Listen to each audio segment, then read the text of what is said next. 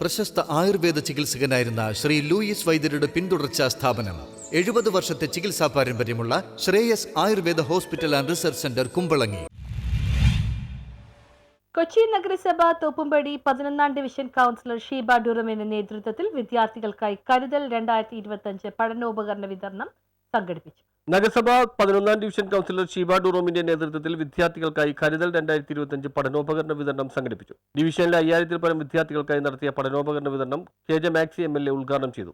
വർഷങ്ങൾക്ക് മുമ്പ് ജൂൺ 1-ാം തീയതി ക്ലാസ് തുറക്കുമ്പോൾ സ്കൂൾ മുറ്റത്ത് കൂട്ടക്കരച്ചിലായിരുന്നു.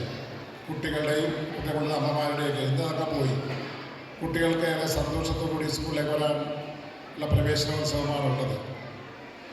ആലപ്പുഴ ജില്ലയിലെ കലവൂർ ഗവൺമെൻറ് സ്കൂളിലാണ് മുഖ്യമന്ത്രി സംസ്ഥാനാടിസ്ഥാനത്തിൽ അത് നിർവഹിക്കുന്നത്. അതോടൊപ്പം തന്നെ നമ്മുടെ എല്ലാ വിദ്യാലയങ്ങളിലും പ്രവേശനോത്സവം നടക്കുകയാണ്. സ്കൂൾ തുറക്കുമ്പോൾ കുട്ടികൾക്കുള്ള സന്തോഷമാണ് നമ്മുടെ കൗൺസിൽ തരുന്നത്. എല്ലാവർക്കും നല്ല പഠനോപകരണങ്ങൾ നൽകുക എന്ന് പറയുന്നത്. കൗൺസിലർ ഷീബ ഡുറോം അധ്യക്ഷത വഹിച്ച യോഗത്തിൽ തോപ്പുംപടി സെന്റ് സെബാസ്റ്റ്യൻ പള്ളി വികാരി ഫാദർ ടോമി ചമ്പക്കാട് മുഖ്യ പ്രഭാഷണം നടത്തി. നമ്മൾ ചിന്തിക്കേണ്ട ചില കാര്യങ്ങൾ ഞാനിവിടെ വ്യക്തമാക്കാൻ ആഗ്രഹിക്കുകയാണ്. നമ്മൾ സ്കൂളിൽ നമുക്ക് ലഭിക്കുന്ന വിദ്യാഭ്യാസം, പഠനം, അധ്യാപകർ നൽകുന്ന ക്ലാസ്സുകൾ നമ്മൾ കൃത്യമായിട്ട് വീട്ടിൽ പോയിട്ട് പഠിച്ച് അതുപോലെ തന്നെ നമ്മൾ ഒരു പിറ്റേ ദിവസത്തേക്ക് എടുത്തു വയ്ക്കാതെ അത് നിങ്ങൾ പഠിച്ച് പരീക്ഷയിൽ നല്ല മാർക്കും വാങ്ങിച്ച്.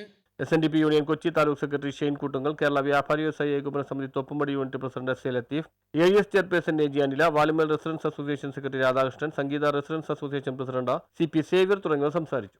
10ാം ക്ലാസ്സിലെ കുട്ടികൾ അവരുടെ ഈ ഒരു അധ്യയന വർഷം 10ാം ക്ലാസ് കഴിഞ്ഞ് അവരുടെ ഇനി ജീവിത വിജയത്തിലേക്കുള്ള +1 +2 തലത്തിലേക്ക് പോകാൻ ഒരുങ്ങുന്നു. അതിനിടയിലുള്ള 1 മുതൽ 10 വരെയുള്ള കുട്ടികളെയാണ് എല്ലാ വർഷവും, ഈ 5ാം വർഷമാണിത്, എല്ലാ വർഷവും. News bureau Thoppumpady.